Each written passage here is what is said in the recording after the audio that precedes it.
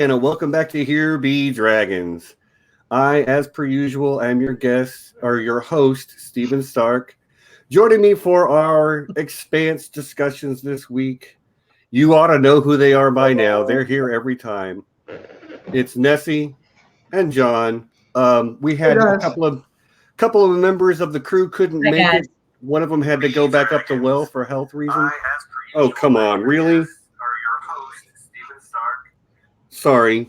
It's been a while since I forgot to mute my phone first, but See, but now I feel special because in all your past episodes you did it, and but I haven't had that happen. Right, I got a little bit more professional, but as I said, I'm not feeling great this week. Geez, computer and phone are combining to kill me right now. All right, yeah. So Courtney had to go back up the well, and Nessie's off to, or not Nessie, but Bernie is off to university, so they couldn't join us here on the ground today. But we're here to talk about 3 episodes of The Expanse from the middle of the season, episodes 4, 5, and 6, where the setup of the first 3 episodes really starts to pay off, and we get into the meat of what's really going on and who these people really are. So, right. I guess as a good host, I should allow you guys to introduce yourselves and say hi. Again, I think everybody ought to know who you are by now, but so just introduce yourself and say hi. Go ahead. I'm sorry. I'm a little bit out of it. Coffee. It's okay. It's allowed, Stephen. Hi, everybody. I am the XO on this ship we got going here. My name is Nessie, otherwise known as One Questing Beast on Twitter, and the co-host of the Here Be Dragons YouTube channel. And we will be talking about season 4 of The Expanse today. And we are going to call it Apocalypse on Illis. So this is where everything just starts to blow up. We've got the conflicts on Mars has basically come to a head in that plot line. Sharla gets a little bit of come up and serve to her politically. And of course, there's all heck breaks loose beyond the ring.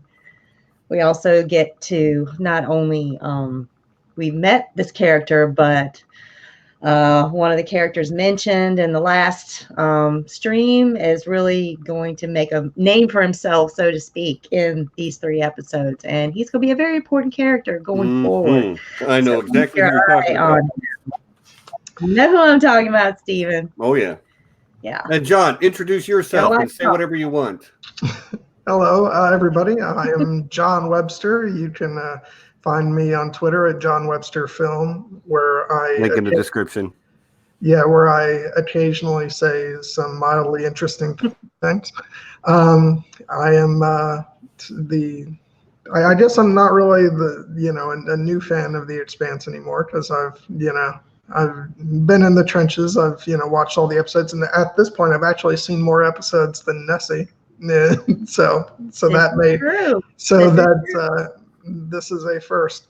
But yeah, I'm happy to be here, and no spoilers, John.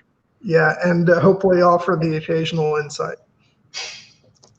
Right on, right on. Well, yeah, apparently I was the only one that played by the rules, stuck to the 3 episodes. I believe I said at the end of last stream that I was literally going to just binge the whole thing Monday, and I am a man of my word and did that very thing. And I stuck to 1 episode a day. So, but after a week, that was it. That was it. That was it. Well, there was so much. Well, it was the holiday week, everybody, and you know how it is when you've got friends and family and other obligations. So I was doing good just to fit in those 3 episodes twice, because you have to do your rewatch, keep up with the other things that are on Mandalorian, get to watch some movies. My husband is kind of getting his nerd game on now. Right. He queued up. Yep, he queued up Captain Marvel himself. Okay. without any intervention. So yeah, we're getting there. He's coming around. So yeah, he's I coming did around. He's coming I around. did want to highlight what Danny McKay says here about the transitions from full screen to widescreen. Mhm. It is a very effective way to use those two different aspect ratios. Yeah, and what's great about it is, it seems like that device is sort of haphazardly used in film. It's usually they make the transition sometimes even within scenes for like when Christopher Nolan does it for his films, but with this it's got a very specific function, differentiating the stuff happening on and around Illis with the rest of the story. So I really like the way they're using it. Yeah, I do too. Right. I guess it's very effective because I don't really notice it, but then you point it out, I'm like, yeah. And on my second watch, I did, like, I guess my first pass through, I didn't notice it the same way, but on my rewatch, which I just did over the last couple of days, I did notice it a lot more, and I think it's really effective. Mm-hmm. Yeah, especially those when they have those panoramic views, and you're looking at the just wide open spaces, and it just makes it so much more real, when they're on planet. Yeah.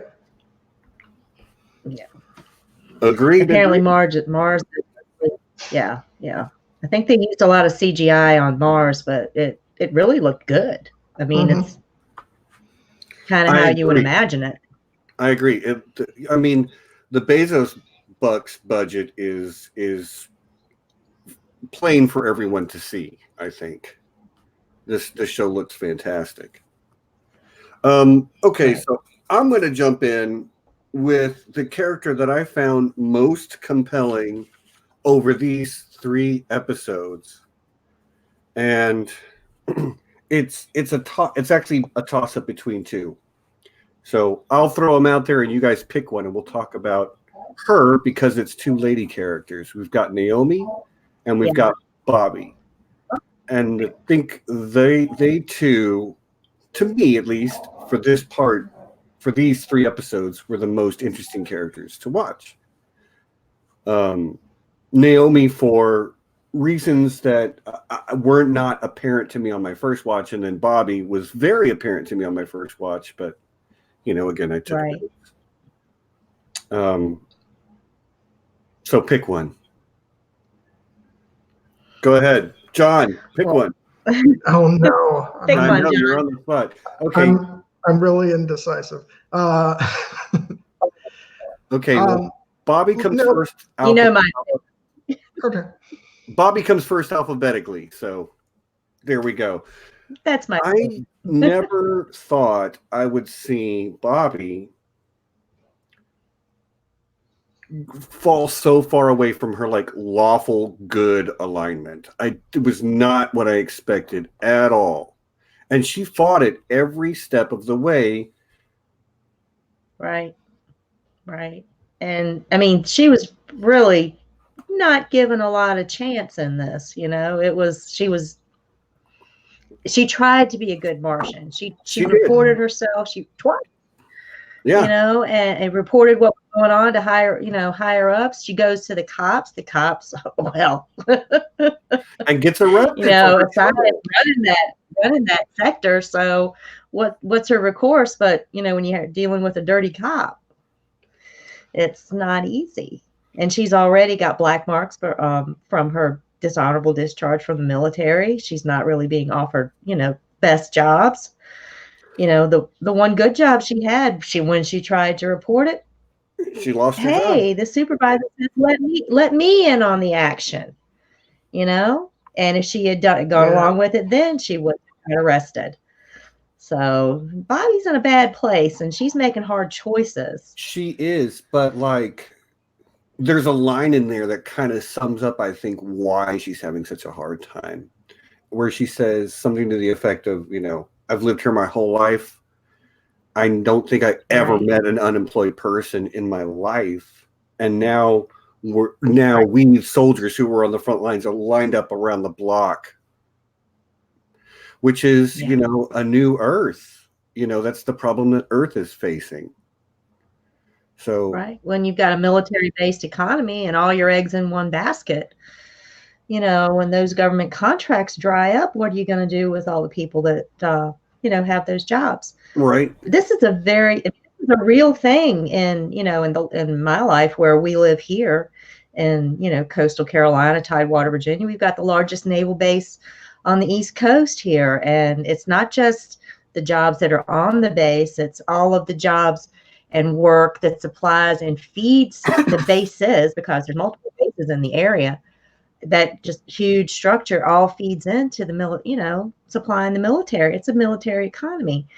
And if those contracts dry up, believe me, people lose their jobs, people lose their homes. It's a real deal. Oh yeah, I've So, seen it happen as well. And you're right. When you have a military economy and then all of a sudden you're not in a Cold War anymore, it can be very difficult on every layer of the economy. And I also right, what do you do when you don't need all those soldiers to fight in no wars? No wars. right, but and the Cold War stuff. 1,300 habitable systems out there, yet you can't go. Everybody wants to go, but you can't go. It's going to be really interesting to see in future seasons. I've seen to the end of this season, so I'm not going to try to, I'm not going to speculate about anything. Yeah. But in future seasons, just to see where that takes us, Right. But well, there's already been set up in the books that we know from the past seasons how fluid the seasons are as compared to the books. I mean, we're not talking about the books here, but the plot has been more and more fluid where we have overlap. And I know that we've got things that they're setting up now for the 5th season that they've already said they're going to have, which is going to be based on the 5th book. And they're already seeding plots in here into it. And it only makes sense that they would do that so that it's more cohesive, as opposed to just being stop-start. So adding those plots in from Mars right now is very essential in weaving into what's going to be going on in season 5. Well, Bobby is a character that has lived under a certain narrative her entire life. And we saw where she started out in season 2 and had a major turning point when she sought political asylum on Earth. Then we see her turn even more away from that sort of core narrative she's been fed in season 3, ends up working with Avasarala and trying to work on the side of Holden. And then this season she's falling even further from that narrative where she's everything I did for Mars, but Mars is taking a giant crap on her. Right. So she's a little bitter, a little disillusioned right now, and Bobby's going through some stuff. A girl has a bad breakup. I actually think she needs a little time to get herself together. And Bobby just got out of a bad relationship with her military husband there. So she was married to the military. That was her life. So this is a really nasty divorce. He got the house. I guess so. And I think that's also an insight into why she ends up plunging herself into this new sort of lifestyle and taking risks that arguably she doesn't need to take, because that's something that she thrives in, and she's almost excited to when they're doing the job and she has the opportunity to go through and maneuver to help them get in, and there's an excitement there, this is not the hardest thing I've done, and so I think despite the fact that it's, something that she didn't want to do. And she does, try every conceivable way to, to be a good Martian. And, but in the end, she's just like, okay, I don't really have any other choice. And, but like in typical Bobby fashion, when she goes in, she kind of goes all in. She's like, if this is what I'm going to do, I'm going to do it to the best of my ability. And you can see her, when she reaches the end of the rope, she makes that conscious choice, where she examines her. I don't know. I think Frankie Adams is a fantastic actress, and I can see her fighting the cracks that are forming in her ethics and morality the whole time. But she reaches a point where she's like, these are doing me no good anymore. She's in the churn right now, if to borrow Amos's, verbiage. Good one, Stephen. Yeah, she is. She's in the churn right now, and you just have to survive it. So that's what she's doing. And she does get to use some of her military skills. So, those things, the keeping her, Bobby likes a little adrenaline. I think so. She's a Marine. She is a Marine. And what do Marines do when they get bored? They tend to get in trouble. They have a lot of excess energy, and I was married to a Marine. It's okay. I can say this. So, yeah, if you don't give them something to do, they tend to get into trouble. So, I'm not surprised she's found her little hookup, which, hey, Bobby can get it. Yeah, she can get it anytime she wants. Try to tell her no. I dare you. Why would you? Seriously. Right. Why would you? Well, I've seen what she does to people who get in her way, and I don't want anything to do with that. No, don't. I wouldn't want to cross over. There seems to be some consensus. Oh, John, what is happening here? Okay. There you are. That was really weird. Yeah, I'd been experiencing occasional in freezing up of you guys, but it must have been on my end after all. That's weird. Yeah. I don't know why it was doing that, but hopefully I'll have better luck. You're back. That's good. Okay. That's for the good. You're back. Seems to be some consensus in the chat that Bobby doesn't deserve what she's getting and she should just leave Mars. But that's like, I'm an American. I grew up in America. I am not really happy with where my country is at right now, but that doesn't mean that I want to just throw up my hands and leave. Now, she's being crapped on too, so I think that's part of why she's been pushed to the point she has, because she did everything right and she's being punished for it. Yeah. She doesn't have a lot of options too where she could go. I mean, if you leave Mars, she did get an offer from Avasarala, but she's already kind of tried that, and it didn't really suit her style, so to speak. Bobby's a very physical person. She's not so much a political operator, and I think she had a lot kind of what Yeah, and I think she had a lot of distaste for, the way she feels she was being used by Avasarala, at the dinner. So, I mean, she can respect her and she can be friends with her, but that doesn't mean you can always work with your friends either.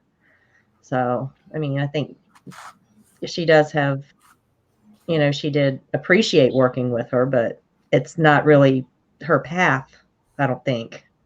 So I mean, the only other option is she goes out into the belt, or she goes to one of the stations and does security work or something like that. Somebody with her skill set, that's what they would offer her. I mean, look at her. She's a very physical military. She's an Amazon warrior person. She is. She's a warrior, and that's the kind of job she would get. So, if she's going to work for somebody, I guess she wants to work that kind of work close to home, where she can look after her brother and her nephew. That's her family right now. Keep her nephew out of the drug lord's hands for as long as possible. So, yeah. If she leaves right now, what would she do? If she left right now, they would take her nephew back. Right. Because the debt's still there. Well, is it by the end of episode 6? Maybe, but we do. Careful, Steven. If she refused to work for him, then that was it. She had to work for him. Well, she's working to for clear him. the debt. So she's working for him. Yeah, she beats up a dude at the meeting site, and really has her hero moment when she. The question was, why doesn't Bobby just leave? Because she can't. She doesn't really have another option. Right, she doesn't. She's kind of stuck doing the best she can. Yeah. So I think we. Go ahead. No, go ahead. You. If you have something to say, please. Well, that we found out later that long range tech that they were getting fell into the use of the OPA faction that Michael Inaro is involved in. Yeah. So I think that's a pretty key plot point right there. Yeah, and which is one of the Bobby's story feels very detached from the rest of the narrative. She is detached. But that, I agree. It's not necessarily a bad thing. But I do like the idea that indirectly she is still part of the larger narrative. Yeah, exactly. And that was one of.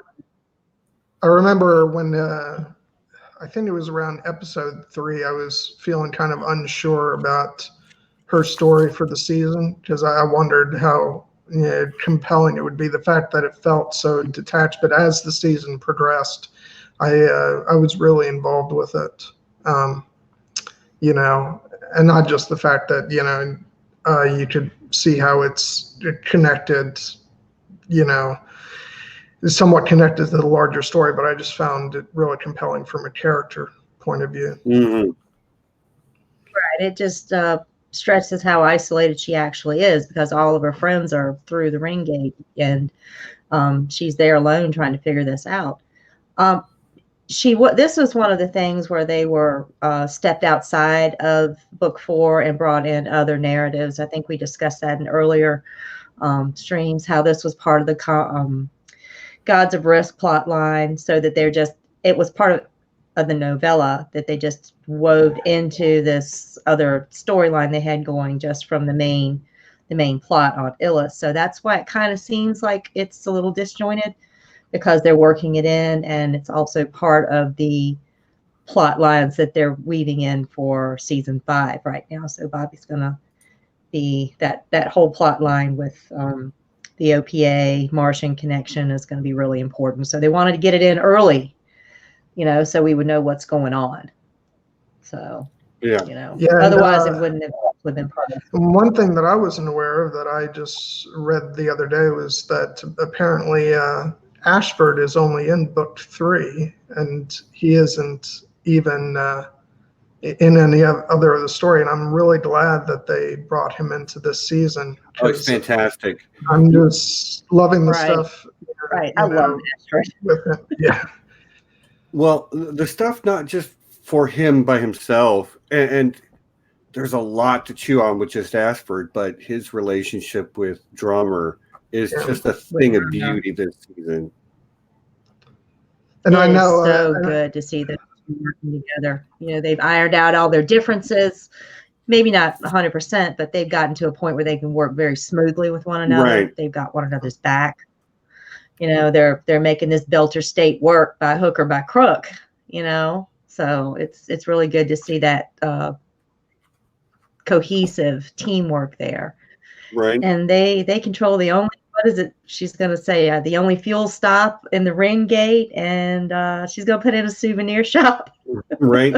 Why wouldn't you like a though, truck right? stop. That'll be pretty cool. Yeah. Get some fuzzy dice for your shipboard. I would love to see Then you some go fuzzy through. dice on the Rocinante. That would just be amazing. But I love, talking about Ashford. I love that this season they play off of our suspicions that he might make a bad decision as far as his loyalty, because it's sort of feeding off of our us being slightly unsure of him last year, because we weren't convinced that he was always he would do stuff that he felt was in the interest of of the OPA, but doesn't mean it was a good overall decision. And when he's trying to trick what's his name, and Naomi's ex-husband, Marco. Marco, yeah. Marco, I was fooled for a second that is he is this where he's going to start to turn a little bit? But no, of course not. He's trying to He's a squeeze wily information. pirate, dude. You can take the pirate out of the sea, but you can't take the salt out of the pirate. So Right. he's still got quite a few tricks up his sleeve that these young guys haven't quite caught on to yet. So I mean, I loved this scene where he's watching the video of him with his child. That's Man.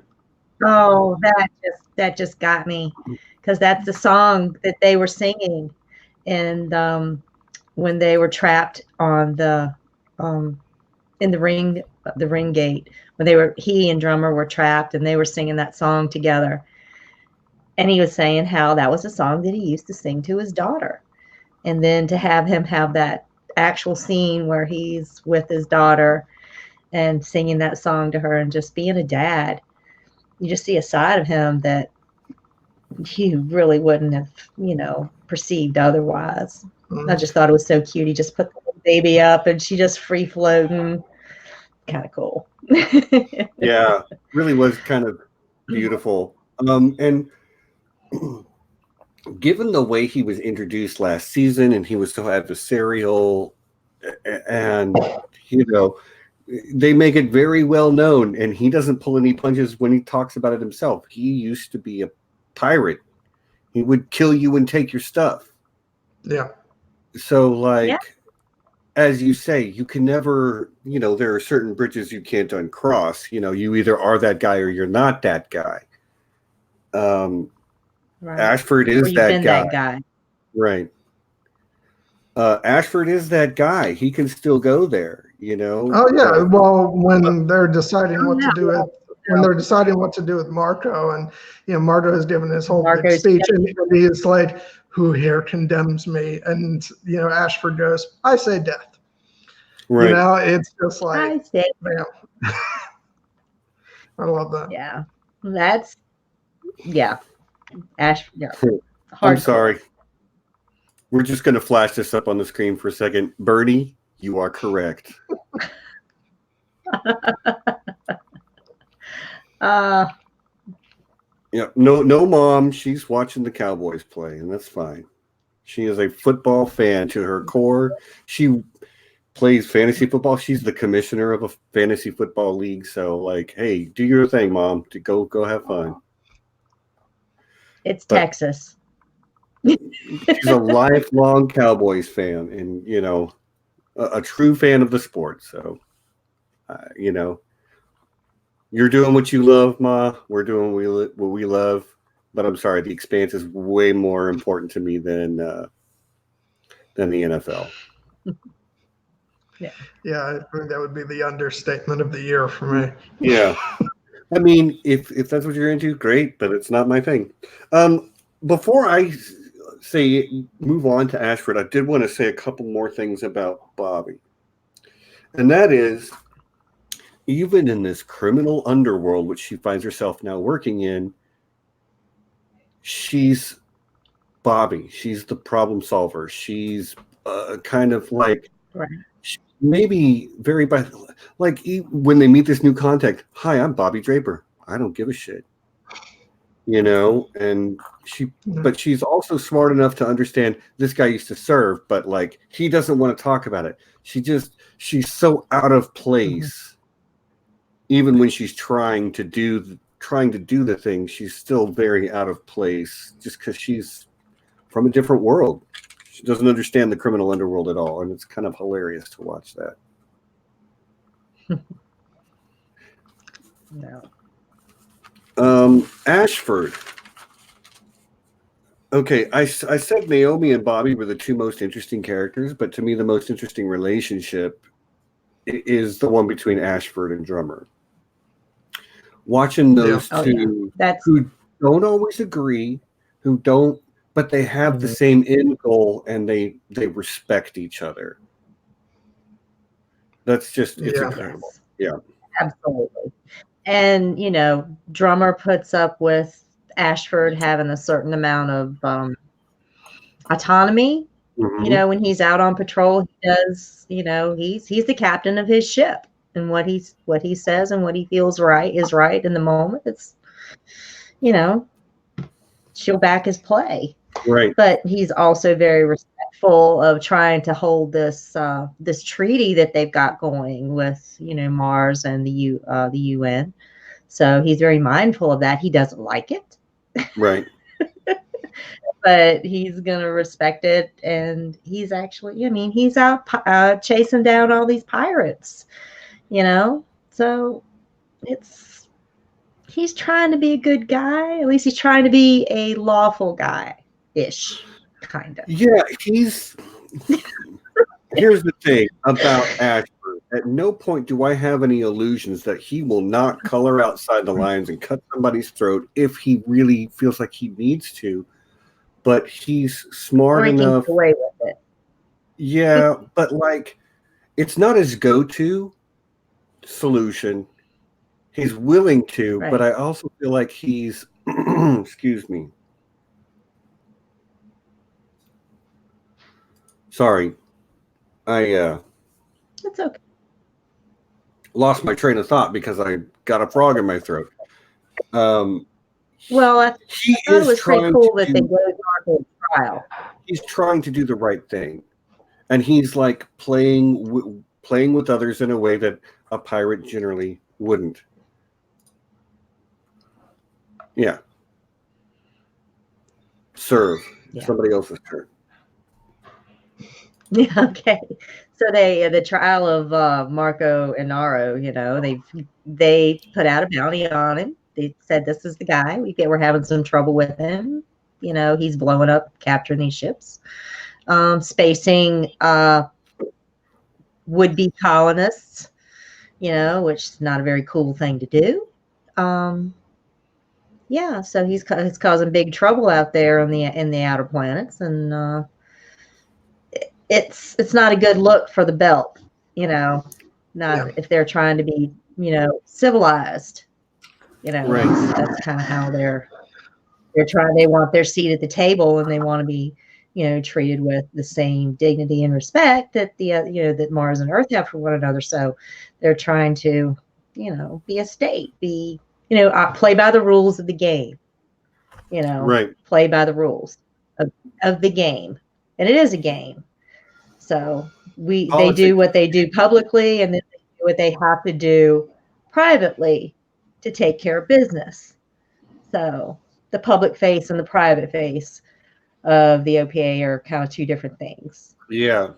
Well, they're not a united front by any means, which is very clear. No, they're more of a confederation. Right, of clans, if you will. But, and they, Factions. I'm sure, they're sure there's infighting, but like, it is nice to see that they are coming together to try to agree, even if I don't necessarily agree with the decision they came to with Marco. Yeah. They voted, there was a majority rule, and they all sort of like lived by those consequences. And I also thought it was really savvy on drummer's part to vote life because she understood the need to stay as a united front.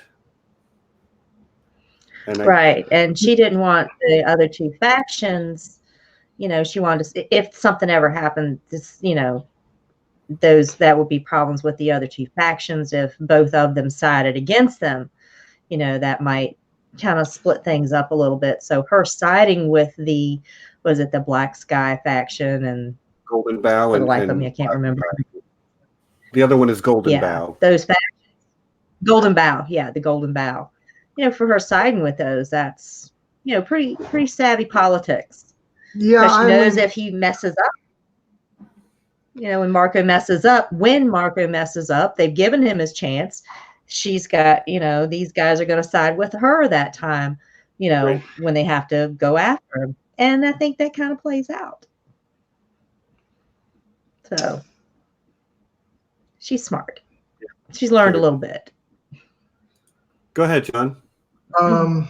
No, I'm going to hold off on what I was going to say because I think I may have been getting ready to venture a little too close to territory for the last few episodes. So I'm going to hold off on those comments. But, yeah, I mean, I get both points of view. I'll say that much you can see that Ashford clearly thinks that Marco is too dangerous to be, allowed to continue on. So it's sort of a calculated risk that Drummer's taking. There's a chance, in Ashford's eyes at least, that maybe she's underestimating, to the degree of which he can stir things up. But, right. But yeah. There seems to be a little bit of people in the chat having different opinions on whether or not Drummer made the right decision, and I think that's just attributable to the great writing. Well, it does kind of come back to biting right in the keister toward the end there, when everything he said to them was a lie. And the Sojourner kind of shows up and he pants them, basically. Yeah. He made them look bad in front of everybody and say, oh, yeah, ha, ha, that ship? Yeah, well, now it's a bomb headed toward Earth. So. Yeah, and, that was an interesting play on Inaros's part, Marco's part.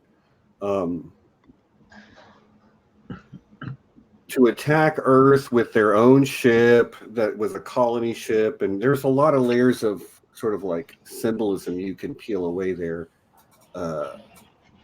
Trying to hit them at their home, and I'm not able to articulate it very well right now. Again, I'm not feeling great, but Marco is such an interesting. Great new addition this season, and we get to see him pretty early on in episode 4. So, like, I feel like this is almost his little run, his little mini arc, was these 3 episodes. Yeah, I really like that we hear from sort of both him and Naomi about their past, because it's easy enough to say that. Marco is, purposely sort of, telling an incorrect version of the story, but it's sort of, it's Rashomon. We all see things differently, and I'm sure he does see himself as, the good guy, from that perspective. But obviously, when we hear Naomi's version, it's a different story. Which, by the way, yes, right. We get that later. That scene, that was. Which, I'm sorry, I was checking my notes. Which scene? I think now we're talking about the scene where Naomi tells, you know, It's in her it's in her the episode 5. her story about what happened with Marco. Right. Right. She's talking to Lucia. Lucia is in a really bad place, man. And this is, of course, it's dealing with some very sensitive, sensitive topics right now. This particular episode had, a person attempt to take their life because they were in such a dark and terrible place and they didn't see any way to get through it. And, this is a rough time of year for things like that too. So, we're just trying to be very mindful, of dealing with these type of subjects. But yeah, and Naomi really speaks a truth to her, person to person. I've been exactly where you are. I thought my life was over and there wasn't anything to live for. And then she talked about how she got her way through it. And she has this incredible family now that she just loves. And, it really, really hit home. Yeah. It was very powerful. I think that is the type of scene you can show somebody who is fully depressed and they don't need to even be a fan of the show to get out of that scene the intended what the authors are intending there. It is so genuine and so it made me choke up when I watched it both times. And hats off to Dominique Tipper for delivering that, and for I don't know the actress who plays Lucia, but like she's fantastic in that moment, and in the moment when they're struggling to save her, when she and Alex are doing sort of emergency surgery on her. Oh wow, that was pretty intense. But that actress, I mean, she gave it everything she had. It was fantastic. She did. It was amazing. Her performance. She's telling somebody what to do while she's being operated on. And I know we kind of stated this last time, but man, hats off to all the new additions this year. I mean, they all brought their A game. There's only one actor who I felt I didn't really buy that much. And he played a little bitty kid that Holden rescues after his parents get blown away. So I'm like, all right, whatever. He just didn't do it for you, did he? Just didn't really sell me. That's hey, you know what? I'm being completely honest. He didn't really sell it for me. But like, whatever. He's a kid, He's watching the stream, Steve. I know, and you suck, kid. You suck. You quit acting. All right, that's horrible. Just in case he ever does happen to watch this, I'm joking. You're a young man on a very big production show, and I'm sure you did your best, and you can only just improve your craft, young man. Good luck to you. All right, that out of the way. You're right. Everybody was fantastic this season. Everyone, the old heads and the new additions. The new crop, yeah. So the entire Mazer family killed it. Lucia and Jacob and Felcia. Yeah. And they were all three so interesting and just yeah, loved it. But you were talking about Naomi, maybe, and I think maybe I do want to dive into Naomi. Yeah, that was a good because we haven't really talked even much about the Illis storyline yet, and there's some crazy shit going on. But one thing that really jumped out. We were kind of going in order, Earth, Mars, and the belt, and the ring. And we're through the ring now, Stephen. We're through the ring. We're on to Illis. Yes. But Naomi, if I'm being honest, is the most compelling character in these 3 episodes to me. Not only her speech that she gives to Lucia, but like the way she engages everybody in everything she's doing, like every time she's pay attention if you watch it again, Naomi wants everyone to choose, to have choice. And that actually seems to be a really big sticking point to her character this season. She says choose or choice or, right to choose, I don't know how many times. Just in these 3 episodes. Even in her big speech to Lucia, she's like, here I am, I was just talking about choice and then I saved you. But then she goes on to say, all we did was buy you some time. What you do with it is your choice. And that's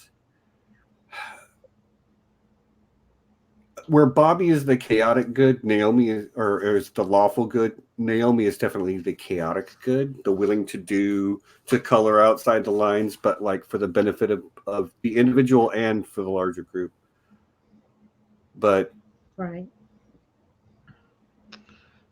Yeah, sorry. Just getting Lucia away from the compound, that took a great amount of heroism because she's these guys are firing guns and they're while being crushed by gravity. Yeah. Right, and not adapting well, and she just powers through this thing, man. She's like, don't stop, we got to go, we got to keep going, and they barely make it to across that hump to get to the Rossi, and then they're under fire, and she won't give up. She's not going to turn, she could very easily turn the lady over and, but that's not Naomi. No. She'd rather die first. We're here to help. Yeah. She keeps saying it. I just wanted to say congratulations to ridiculous Ed Tollett, who it looks like he just got off work. Congrats, Yay. buddy. Glad you made it. Yeah. But it's a testament to her that even at this point where she gets back on the Rossi, she's more or less confined to space for the rest of the season, and I've found her story just continually compelling, and she's such a great actress, and that when she speaks to Holden and tells him to go be you, it's just, and the look on his face, it's like relief. It's, something that he needed to hear, and, right. To keep him on that sort of the straight and narrow. And, of course, and then I love Amos's line, he's being him.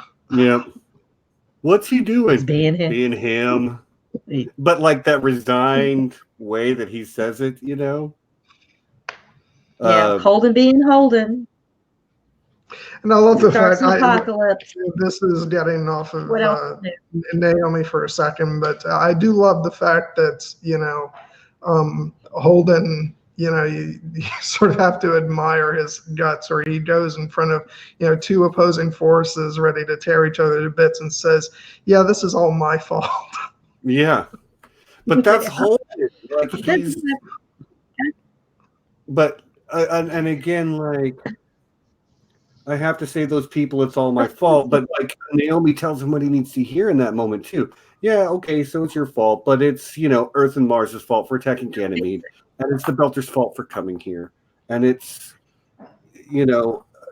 it's everybody. Perspective. James Holden, you did not pick up these people, place them here, and set them at each other's throat.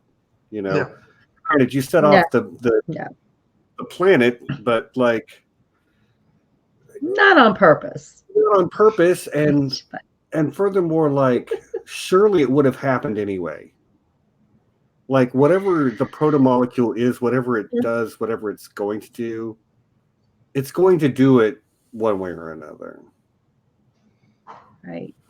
Yeah, the planet was waking up. It would have happened eventually. And by the way, and all And this when is systems are coming online, and all this is billion-year-old happening. systems. Yeah, all this is happening, and it's like the worst possible time for Miller to be MIA. And I love that. There's almost an exasperation on the Holden's part. Yeah, I want to reach out across the stars, find this person, bring you through the ring gates to Illis, so that you can do some gardening for me, and then I'll just disappear. Yeah, I just needed a ride. Thanks. But yeah, I think he's kind of busy. He's got a planet that's coming back online, so he might be checking things out. But so Holden's out there screaming and trying to get the burning bush to light, and give him some instructions. Which, by the way, and it's not being cooperative. And you guys know I was like livid every time I watched the opening credits and I didn't see his name on there. I'm like, damn it, another episode. Oh, he doesn't ever come back, John. Yeah. Anyway, I don't know. Maybe he doesn't. Maybe he does. Maybe he doesn't. We'll keep nesting in suspense. You can look on IMDb and see that he's in more episodes this season than he's been in so far this season. So I don't feel like that's a huge spoiler.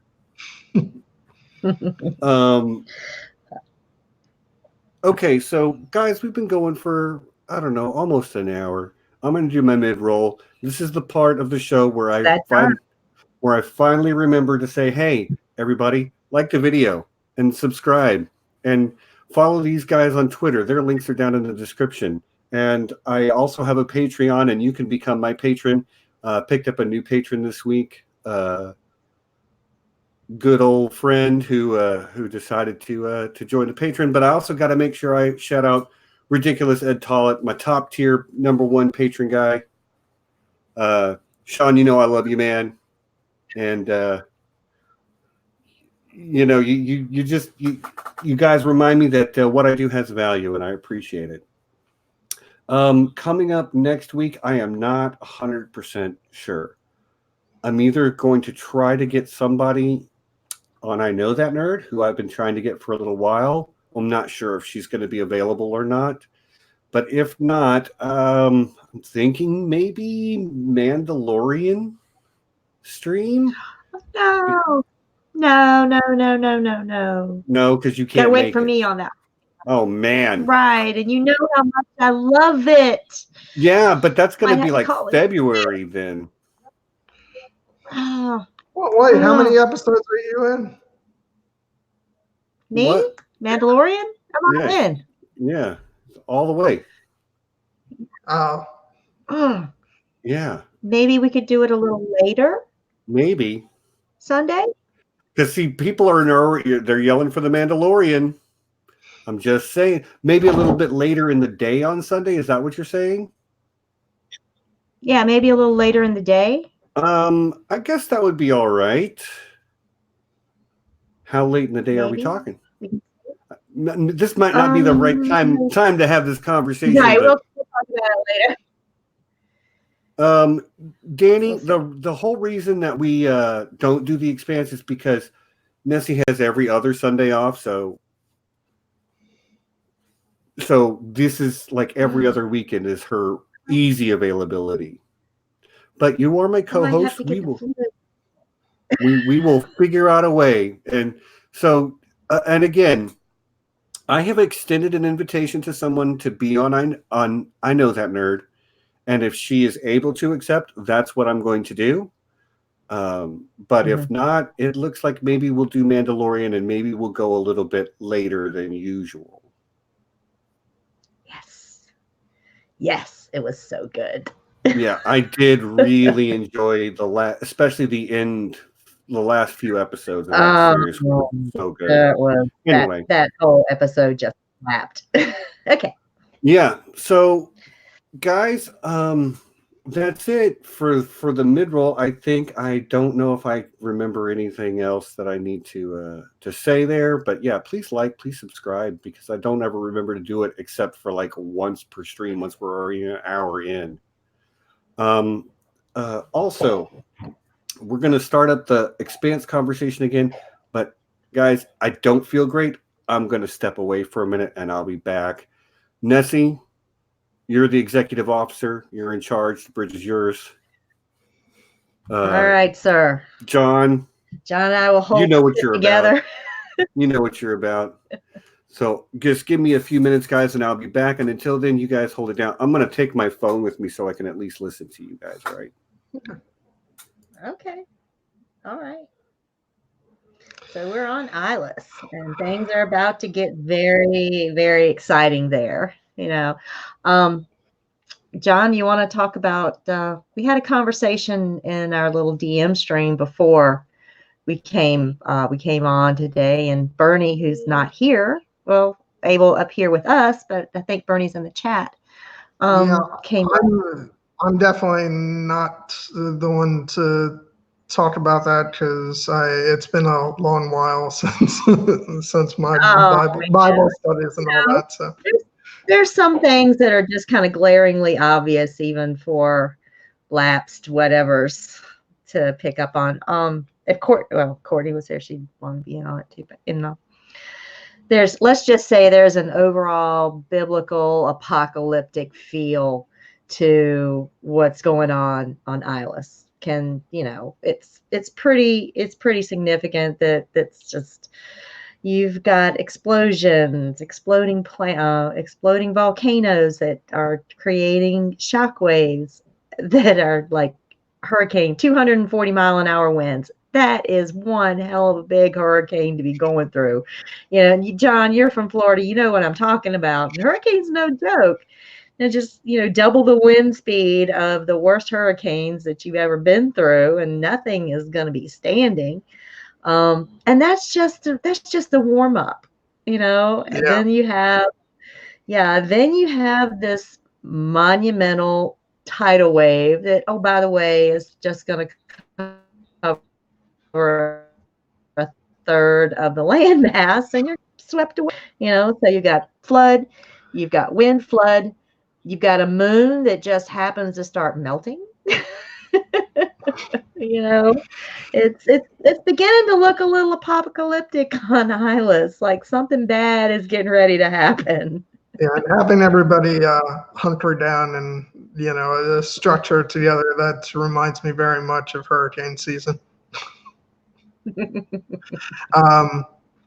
But yeah, then there's speaking of which, that's a literal arc for everybody. So definitely lots of biblical themes for this. You've got this crazy guy who's talking to his imaginary friend who gives him information that nobody else can see or talk to, but they're like, yeah, he's always right. This guy gives him the right, well, what's he saying now? Nothing.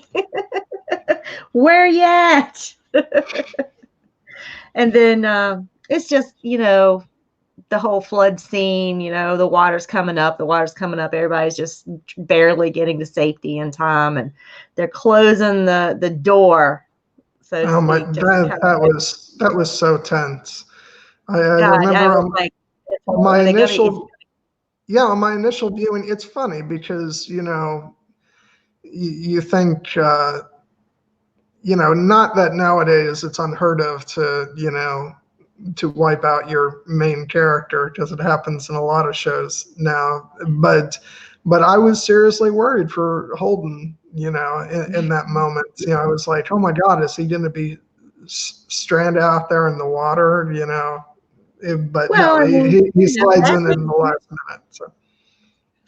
Yeah, and that was just, you just still see the water just coming in, and yeah, it's pretty gnarly scene there. So and it's again, it's such a testament to the scale of this season. It feels so enormous, to the point where it feels like a sequence out of, a major motion picture. And, I just love the stuff that they've been able to do this year. Like, I swear you could have seen that. You could have put that scene on the Titanic and you wouldn't have been wrong, Yeah. So any insert, disaster film anywhere, and then you get, get these kind of effects. So that was really, really good. And it had you on the edge of your seat the whole time. It's like, boom, are they going to make it? Boom, are they going to get there in time? Are they going to get the door shut? Just getting the dang door shut was, intense. Yeah, it's like, that whole end sequence is really an exercise in like twisting the knife. It's like, okay, they made it inside. Oh no, they can't raise the damn door. It took them forever to get inside. They could only go one or two at a time. And it's like, 24 hours to go. Come on. Was I this yellow before? No, I think it's when you showed your phone to your screen. I think it color corrected it. Great. Well, I'm yellow now, guys. It is what it is. Getting a little sick there, Stephen. Yeah, do it again.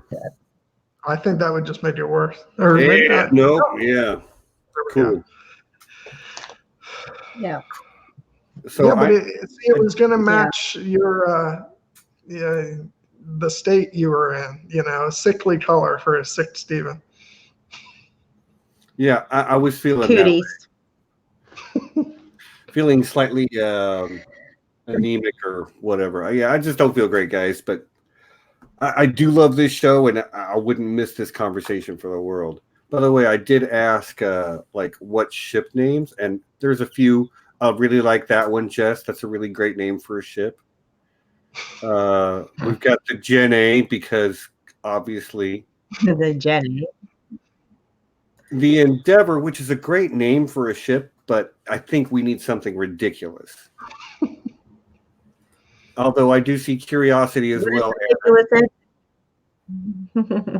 So there were a couple of suggestions in our group chat earlier that I really liked too. But I'm going to throw these out there and see if anybody call me silly. I'm a role-playing game guy, so of course my crew, we need the ship name. We can't just be flying around on the Tachi the whole time. That's a Martian transponder. No. And this is a legitimate salvage. So legitimate salvage. Right. So we have an homage to the bar where Miller met the Rossi crew and we called that's the Blue Whatever bar. The Blue Whatever. The Blue Whatever. That's my favorite. Then we also have, because somebody said that or Bertie had said that maybe we should name it after a dragon because the channel is Here Be Dragons. And because Bernie is known for her certain type of posting, we have potential this one, the thirsty, which I thought was dragon. And of course, you can't also another good name for a bar. You can't have a conversation about naming boats without Bodie McBoatface, of course, making your appearance. Irish Rover. I don't hate it. I'm not sure why we would call ourselves the Irish Rover. None of us are Irish. Maybe it means something that I'm not aware of. But anyway, yeah. I do enjoy this sort of silly side of the of our streams too. So pardon me for interrupting. We were talking about Illis and everything that's going wrong there. And you're right, Nessie.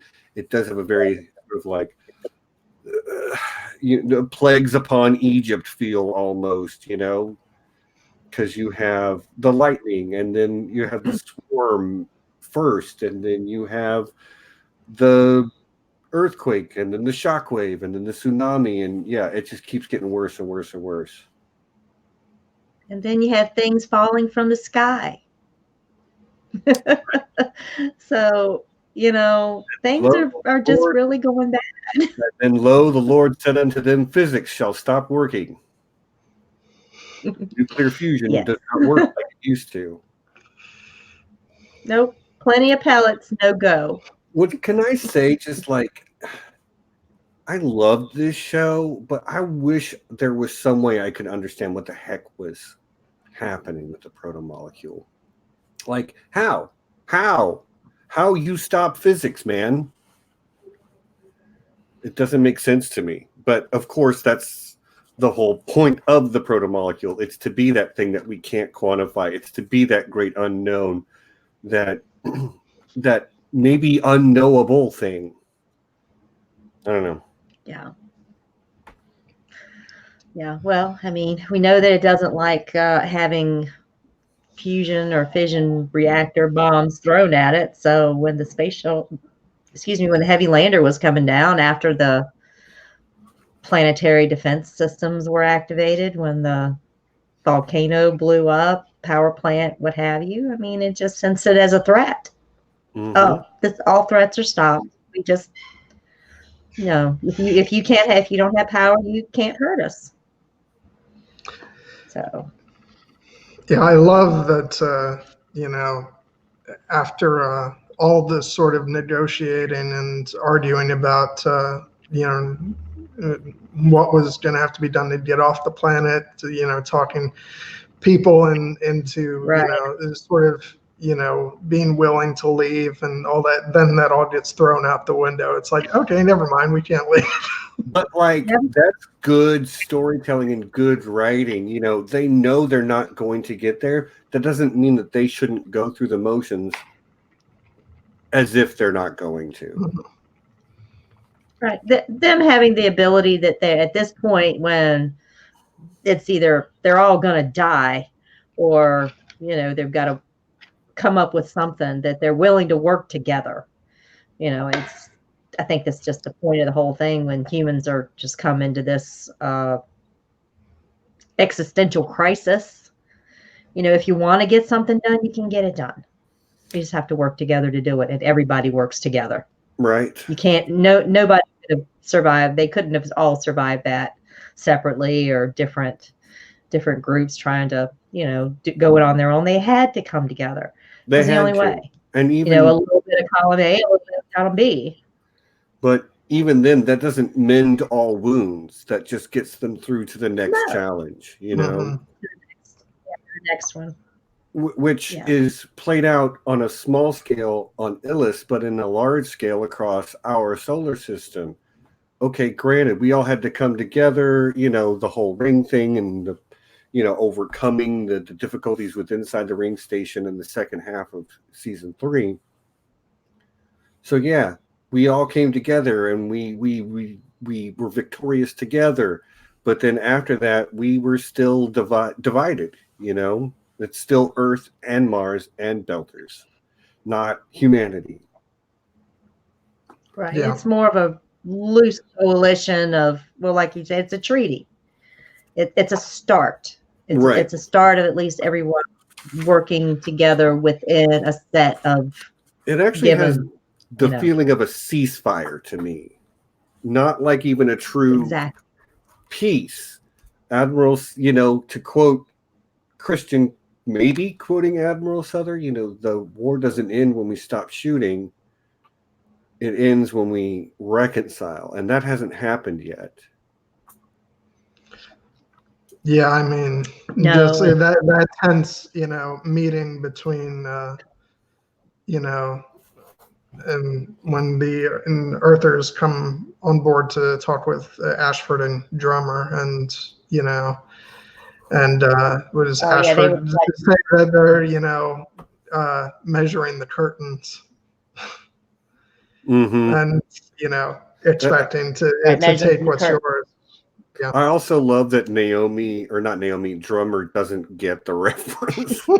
What is curtains? Almost,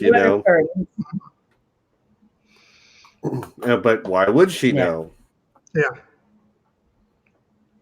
Pick out new office furniture. Right. So yeah, they Sorry, Nancy, go ahead. oh, I was just gonna say, yeah, the UN just coming on board and basically just flexing, so to speak, to say you are here at our sufferance. But you're here because we say you can be here. We're okay with this. If we didn't want you here, you would be gone. That's kind of what the point he was stressing there. And so like you say, You can see there come to a ceasefire. and you can It could see very easily get hot really quick. Yeah, you can Right. see Drummer just sort of holding it all in when they say that. So, like, I definitely think she'd prefer to hand it, to give them a beat down at that point. But but she's keeping herself in check. Oh, she is so tightly wrapped in this whole season. I mean, I don't think you even see her sit down the whole, this whole season. So she's got a lot on her plate. A lot of tension there, and being accused of things that, they did do, being accused of things they didn't do. The Earth doesn't trust them to keep tabs on what's going on Illis. They said that they were having some radio communication Right. issues with the big antenna, whatever antenna. So yeah. So time and distance are still a thing that keeps people untrustworthy, untrusting. Yeah, I tend to agree with you, but like they're doing the best they can. And again, I say everybody, there's a couple exceptions. Mercury is not a very good dude. Marco is not a very good dude, but for the most part, a lot of these people are just trying to do the best they can in a set of systems that is failing them. Right. Right. If there was true justice, first of all, the Belters of Ganymede never would have had to leave Ganymede to begin with. And if there was justice when they were forced to leave, they'd have had somewhere to go. Earth and or Mars should have cared for those who they made into refugees. They didn't. Right. So then, then the next step is if there was justice, they would have been allowed to go through the ring gates and not been shot at just because they were trying to.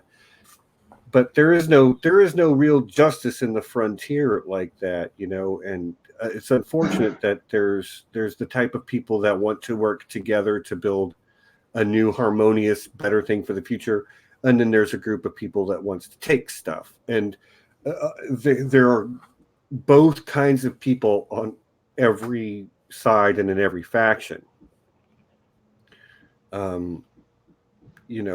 Ashford and Drummer.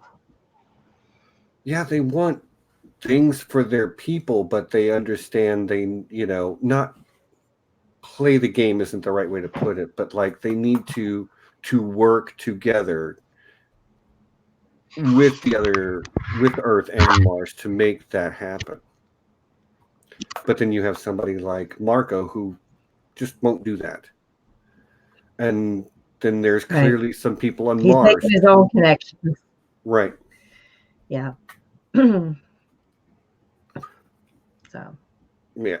we'll see which one works out. Yeah, it's I mean, there's just people who just can't let go of the past, and and always see the world or worlds in this case, from that perspective, and and what makes people like Marco so dangerous is that he has that point of view and he's got a silver tongue, which is why they never should have let him never should have let him speak at all when they were deciding whether or not to, which is a terrible thing for me to say because that would definitely go against my real world politics, but it's funny how when you're watching stories your point of view shifts. And I'm all like, no, just airlock him. Yeah, and I mean, I'm generally speaking a pacifist and a non-aggressor and that type of thing, but like I tell people I'm basically a pacifist, but I can't say that I fully am.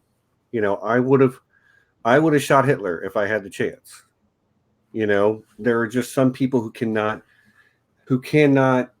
be for the safety of not only Some people just need killing. right. Some people, and it's just need unfortunate. It's a very small group of, it's a very small number of people, but some people do. Those that are trying to bring harm to others for whatever reason, if they cannot be rehabilitated and they're willing to use the utmost acts of violence, well, yeah, I think it's time for them to just be to jump off the planet, so to speak. Time to achieve entropy. Yep. Reach a lower energy state. And yeah, Marco is one of those people. He clearly he's willing to do awful things to more or less innocent people because of the hate. And he's very charismatic. Mm-hmm. He's the kind of person that can get not just, he can get people to do things, He's the kind of charismatic leader that you really have to watch out for because they can inspire people to do all types of, what's the word I want to use? But militant, very militant things, and radical. He can radicalize people. He can make people believe. And having a voice like that out there when there's so many disaffected people, especially young people, that's the kind of person that, can really speak to them, when they have very little or no hope. And this guy's like, hey, I've got a plan. Right. Let me help you. Well, which circles back to to Naomi's story about the Augustin Gamera. Is that what it is? I don't know. I would have had to write that one down. I did write it down, but I don't have great handwriting, and I didn't read it. So it's Augustin something. Peter in the chat, I'm sure he knows. No, I haven't seen him today. That's all right though. It's late. It's late in Ireland, so maybe he's called it an early night tonight. It is what it is. But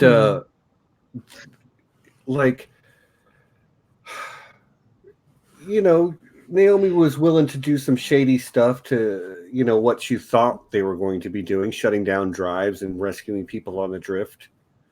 But instead, she was complicit in the death of 516 people, which, by the way, is just about, if you figure how many people she saved on Ganymede with the Weeping Somnambulist, they're just about 10% of the way there. So she's working on getting it back, But but she lives with that guilt. She lives with it.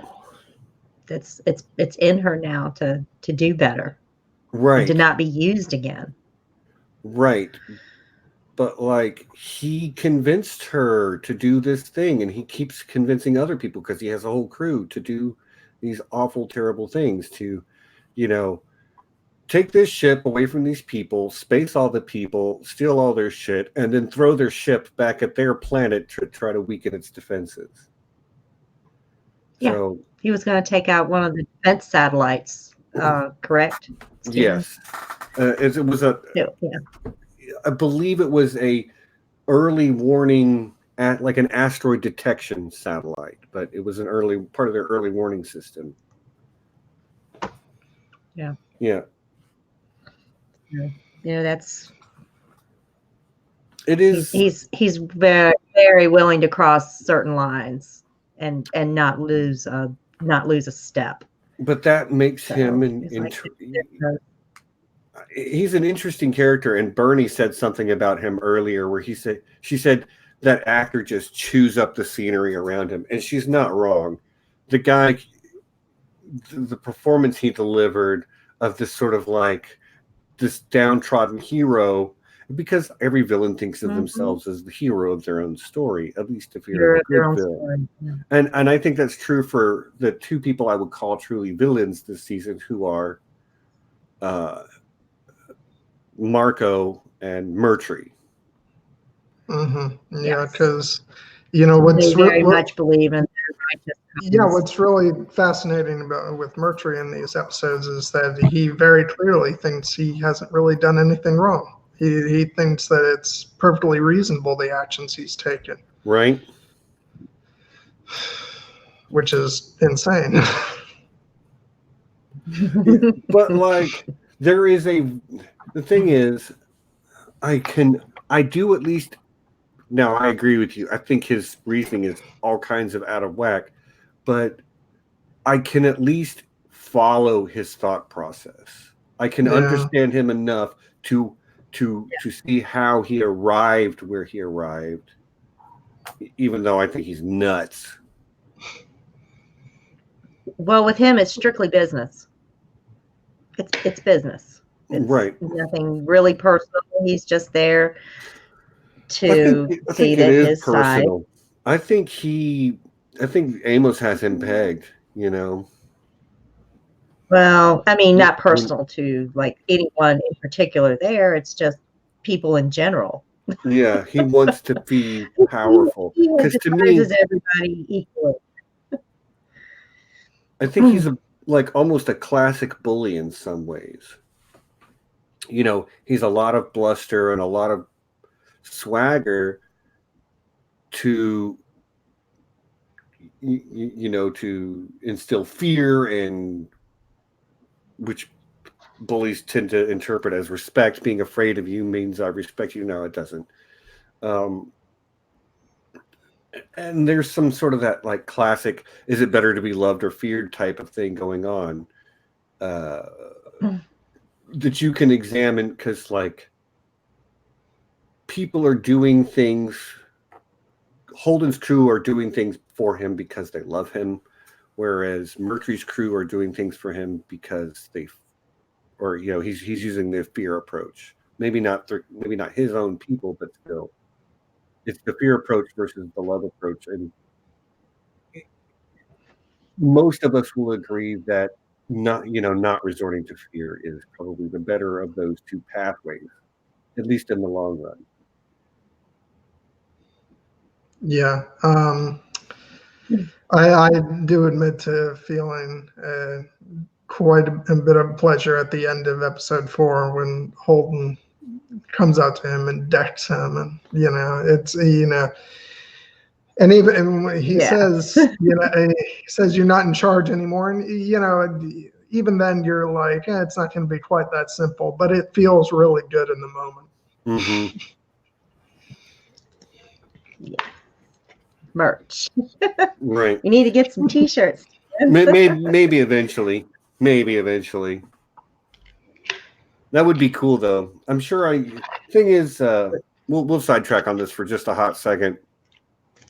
When the time comes for that, I've pretty much got the resources to make it happen, but you have to have something like a minimum of 25 to make a T-shirt run, and let's be honest, Right. we're probably just not there yet, guys. So maybe sometime next year. Yeah. Channel's growing. Yeah. Get 25. Hey, 25. That's not an unreasonable and unachievable goal. Right. I've just got to make sure that I can sell 25 T-shirts before I order them. You know what I mean? So, but I do like the idea of Amos was right about you. That's a good one. That's a good one. Anna, I think you're talking about the character Wei, Wei, not Mai.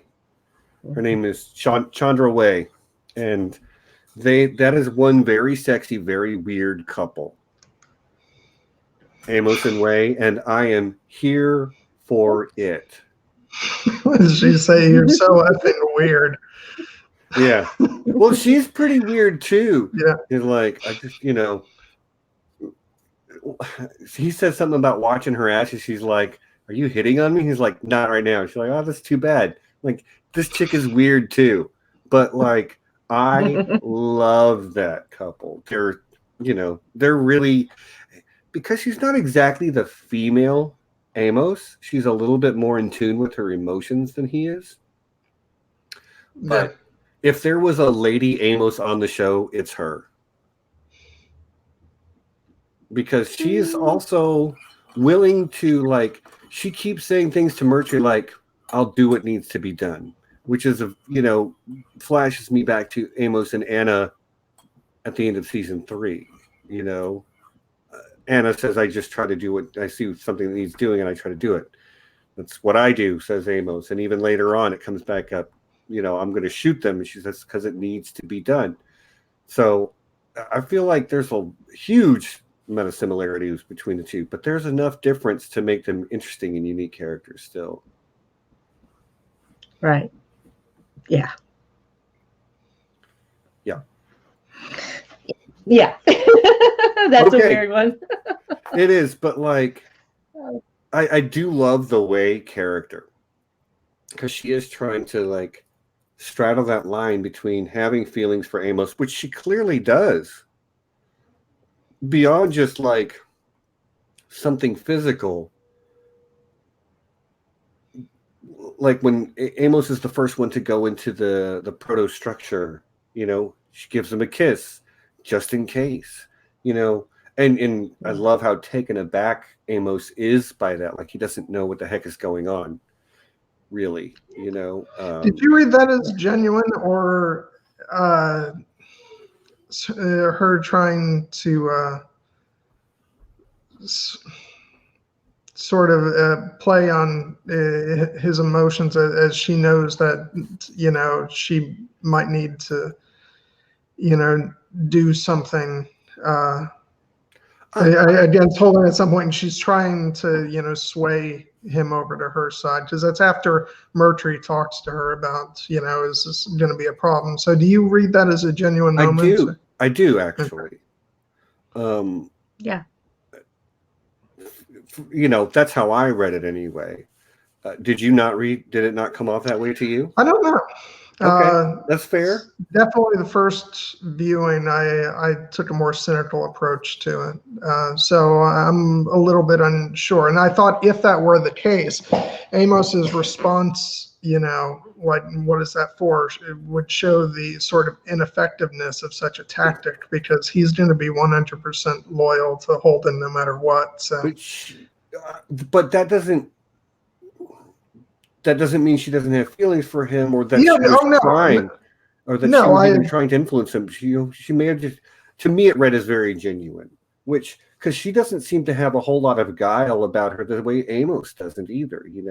They're very straightforward. Mm-hmm. She's told Amos that she would shoot him already a couple of times. She's been very blunt and said what was on her mind. So no, it reads as pretty genuine to me. But I think Amos respects her about that. He can respect that about her. It's like, you'll do your job. Yeah. If you got to shoot me, you got to shoot me. I understand. If I got to shoot you, I will. We still on for later? Right? Oh, it's so good. It is a fantastic relationship to watch. And it's one that's different for Amos too. Because there's people you follow and people you protect, and she's not really either one to him. She is like him. He's talked about guys like, you're like me. He says to Mercury earlier in the season, and what am I? A killer. Well, I think he recognizes that Way is a killer too. She might not be as ready to jump to that solution as her boss is sometimes, but I have zero doubt she'll shoot you dead if she feels like she needs to, and won't lose sleep over it the same way Amos wouldn't. Yeah. No, but she's going to try to kill you if there's a reasonable solution that doesn't involve killing. Like, and I think she was fully ready to shoot Holden when he comes in to try and liberate Amos. It's really only when Murtry comes in that the situation diffuses. But yeah, I totally believe she would have shot Holden in the moment. I do too. And I think Amos would have killed her for it in that moment, despite having, some sort of connection to her. Fantastic. So, guys, we've kind of wandered our way, not really specifically episode to episode, but we've kind of woven our way through different characters, which is how I like to examine things anyway. I like looking at the characters and their relationships and the decisions they make. And is there anybody else we need to talk about, or a theme you want to bring up, or anything you guys want to make sure you touch on before we've been going an hour and a half? I'm not in a rush to get off, but Just I think it's pretty interesting. Yeah. Go ahead, John. It's just a line that made me crack up when I was rewatching the episodes this morning, and we can actually talk about Alex now if you guys want to. Oh yeah, we haven't talked much about Alex. When Holden, is talking with him and Naomi, and they're both back on the ship, and he's talking to Naomi, and he says, "I'm glad you're all right." And then a beat passes, and he says, "You too, Alex." And Alex goes, "Oh, that was assumed," or something like that. Yeah, it was understood. It was understood, yeah.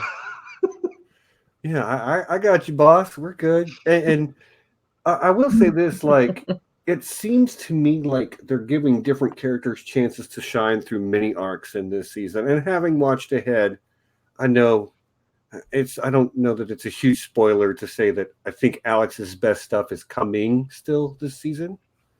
That's all I'll say. Yeah. But he's back with his girl. Him and his girl are up in space. That's where that's where he does shine, is when he's in in the Rossi. Right. He's a good guy on diffusing situations, being calm and cool and collected. But when Alex is going to shine, it's going to be up there in the cockpit of the Rossi. So doing his thing. Oh, good point. Anna brings up, we didn't really talk about Sharla that much.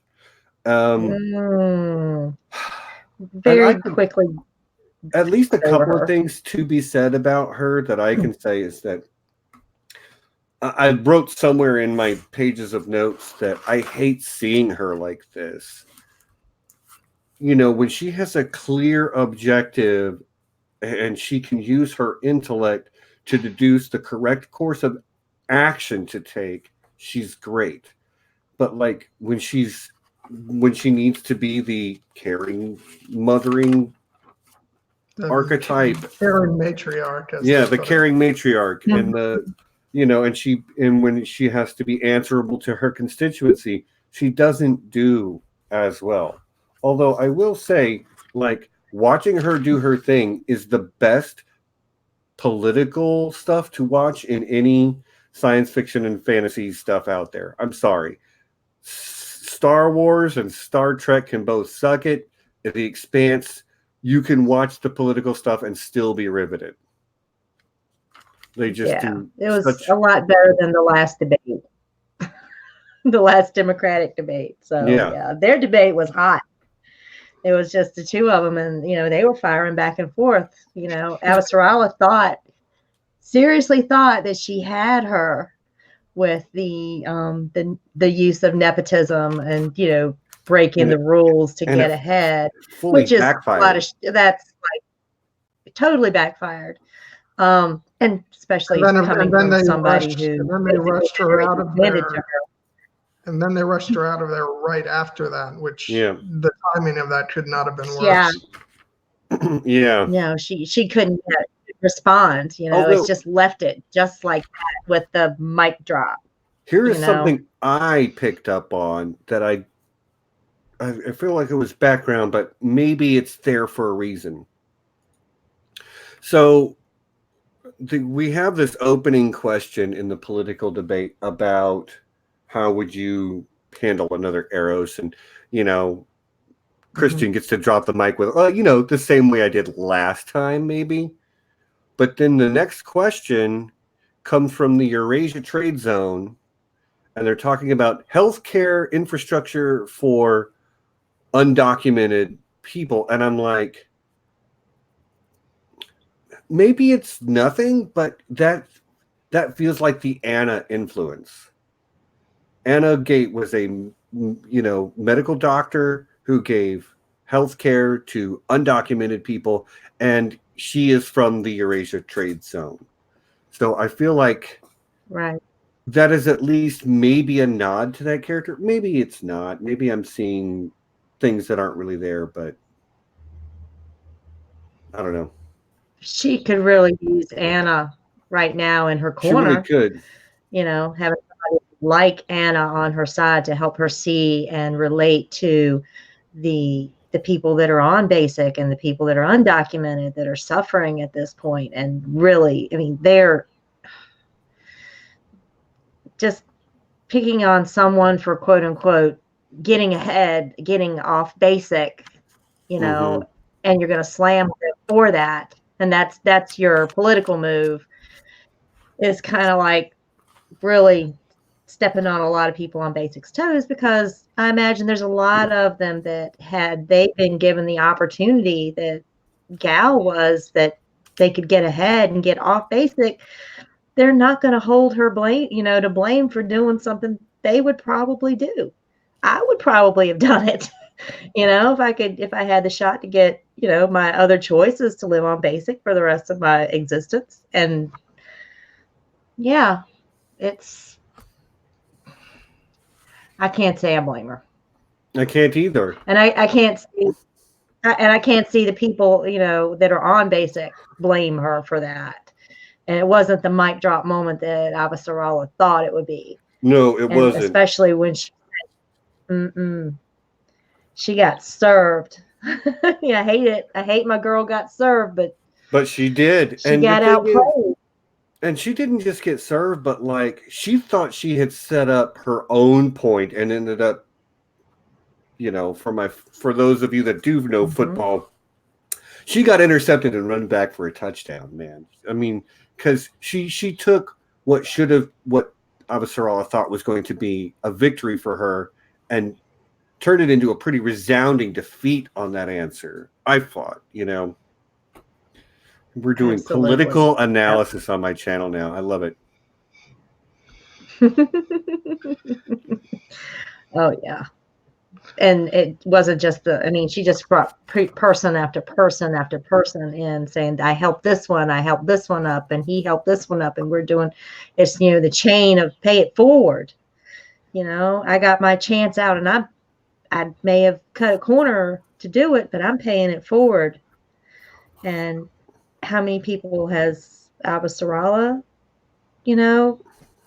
she was basically given and, stepped into her position. She didn't really have to. Yeah, this is the first time she's get in had line for anything. this is the first time she's had to interview for a job. That Right. is a killer. What a line, That man. is What a very line. Very. So I guess How can you relate to these people? I want to make sure I talk a little bit more about Lucia as well, because what a heartbreaking story, because in these 3 episodes we find out that no, it really was a bomb, and it really was placed by the Belters there, and she had a hand in it. Now clearly she didn't want to hurt anybody, and Scotty and the other Belters were fine with it. Coop, right? Yeah, Coop.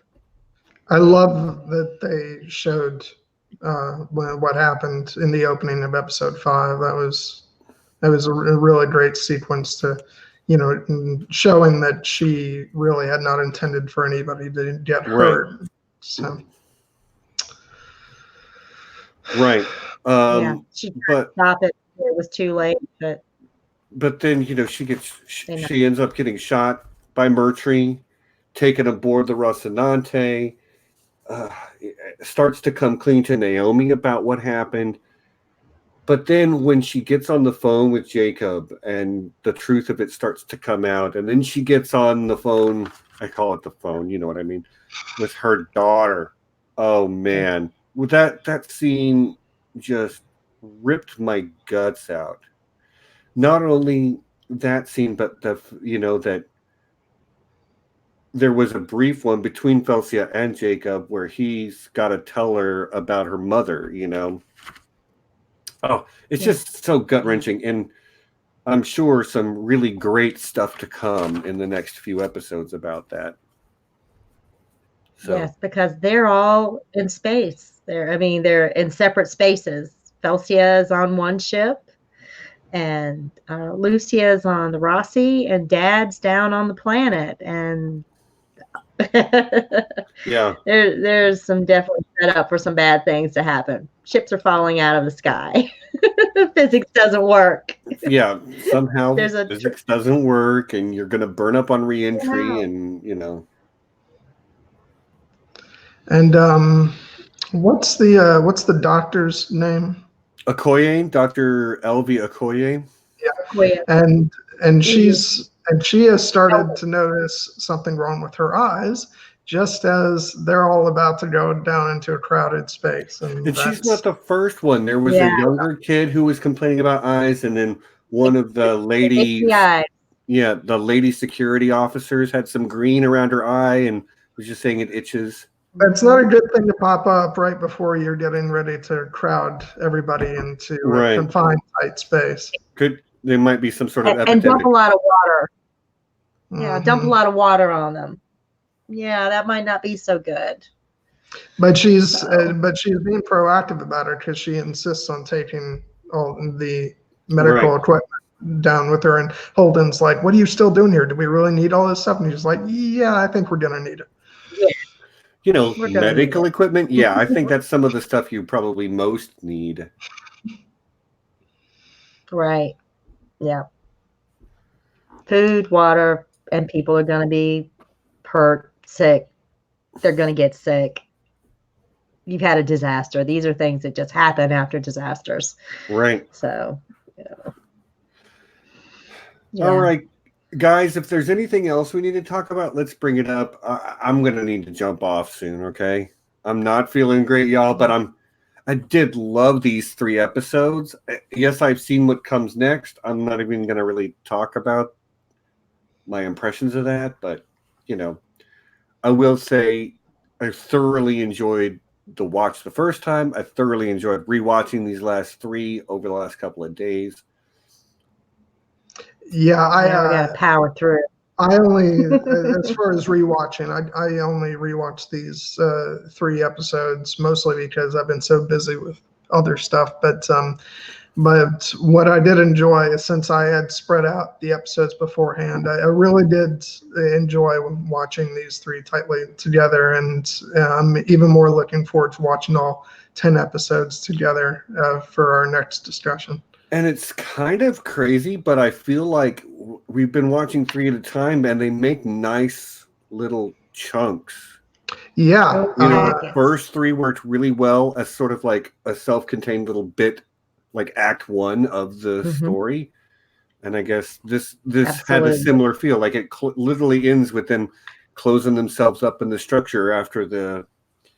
Yeah, and because it is a whole new, sort of chapter now, and because they are hunkered down in the structure for for the next for the final act of the season, which it's interesting how that works. But yeah, I agree 100%.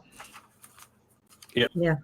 Mom did good. This was the best, because it is. So we're gonna push through now for the final act and conclusion and put it all together, huh? So are we doing a closeout next week, or are we doing 3 episodes and then finale and review 2 weeks after that? I think we can probably do a close. We'll see, but we could theoretically get a closeout in. It's up to you, man. I mean, You're the boss. I don't know. I could see it both ways because episode 9 ends in a way that would be, that would be a very great way I haven't seen it, to do it that way. But on the other hand, I say to myself, am I really not going to be able to talk about, episode 10? See, that's where I'm at, like, because it runs up so well to the end too, though. Yeah. I did not notice Firehawks on Mars, but now you make me want to go back and look, Bill. That would be. I did not catch that in either watch, but the fire. That's cool, though. Yes, and the no durian fruit. That was the other sign. There was a little sign in the concourse. Okay. For no durian. If anybody knows what a durian fruit is, you kind of know it's kind of stinky. It stinks like a foot. Little. Yeah. A little nasty. Yeah. So yeah, no eating of durian fruit in the public concourse.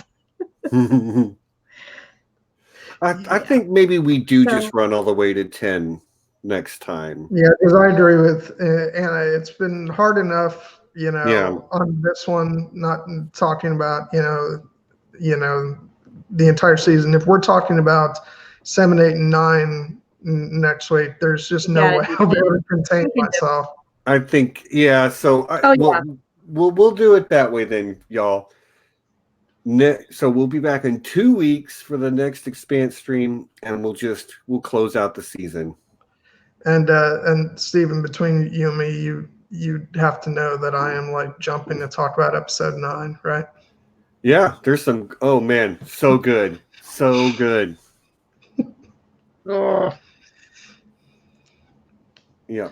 Well, I know there's good things ahead because I'm semi-spoiled. I did read the book, so I know kind of where we're going with a lot of these things. So there's good things coming.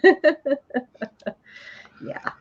Okay, so I'm looking to the chat. Chat, is there anything else we need to cover before we wrap this one up? Anybody got questions or comments? Yeah, because we were kind of all over the place with this one. So we really were, and that's fine. Guided chaos is my preferred method of doing this anyway. That way, if it's terrible, I can just say, we didn't have an outline. Yeah. No outline. We just winged it. I made a lot of notes, but like part of that is just the process of writing things down activates a different part of your memory, so yeah. Just helps things stick in there a little better for us that need little mental reminders. Okay, well, Beth asks a non-show related question. What's a goal for the new year? Apparently Beth's going to get back to gardening. I have a goal for the new year. Me and my brother are going to the gym. Time to lose my middle-aged belly. We're going to be in Orlando this summer for Con of Thrones, and I want to go to the pool and take my shirt off and, and believe me, right now, you don't want to see that. Yeah, last year I had lost a lot of weight for Con of Thrones, and I've gained just a little bit of it back, so I'm going to rededicate myself, and I want to get myself, down a little bit below where I was last year, so I look my best. Yeah. Again, we need to, so we can go to the pool together, John, and we'll like walk around and pick up chicks, man. I can't wait to see that. Yeah, but now as far as a goal for a new year, I'm sorry, Nessie, do you want to go ahead? I interrupted you. Okay. Okay. Nessie, I think you're on a slight delay. No, I'll just say quickly. Besides the exercise stuff, less of a goal, more just in anticipation. I've gone through a lot of changes this year, just in terms of talking with people, making new friends, and and I'm just looking forward, honestly, next year to the conventions and just meeting new people, and it's going to be a whole new experience for me. And extrovert John is going to get a chance to stretch his wings, so I'm really excited about that. So, is extrovert John even really a thing? well, I'm hoping to discover that. Here you are. So I'm in my organizing phase right now. That's what I'm doing. It's I've got a very small house and there's a lot of projects going on in the same space. So hopefully over the next couple of weeks, my area here will look a little different. I'm rearranging some things in the house and trying to get things squared away. So maybe hang some nerd art on the wall, get my space looking a little bit better, so you guys won't be staring at appliances and things like that. That's a goal. It's an achievable goal. It is. I'm not gonna lie and say I'm going to the gym. I do have another thing I want to take care of, although it's not like a goal for the new year necessarily thing, but like I am going to rearrange my space in here so that I can have better flow of I think I'll have better lighting. I think I'll have better sound, and I will be able to put artwork on the wall behind me that's not super far behind me, so you can actually see the art. But yeah. Go. Yep. All right, y'all. Well, I appreciate you sticking with me through not feeling great for this. I feel like we did all right.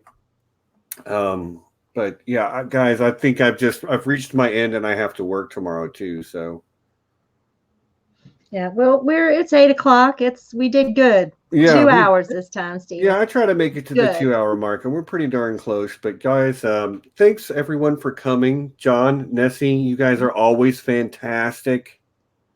As always, as usual, I really appreciate you guys coming on and helping keep the channel running and doing its thing.